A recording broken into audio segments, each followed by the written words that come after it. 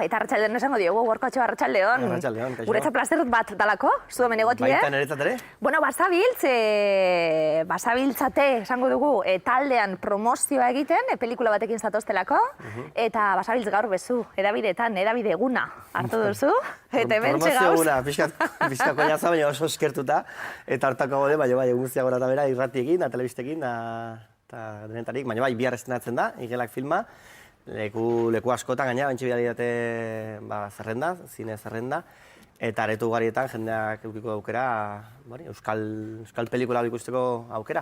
Izan ginen, zinemaldiaren buelta horretan, etorri zen Patxotelleria zuzendariarekin hitz egiteko aukera izan genuen, eta berak apurtxu bat gainetik kontatu zigun, eta esaten genuen, abenduaren bian iritsiko da pelikula, zinemaretuetara, biharra zuzen be, estrainatuko da, eta nola definitu, gero galdera batzuk egin dizkizu dalako, baina zer da Igelak eta irudi eder batzuk ere baditugu?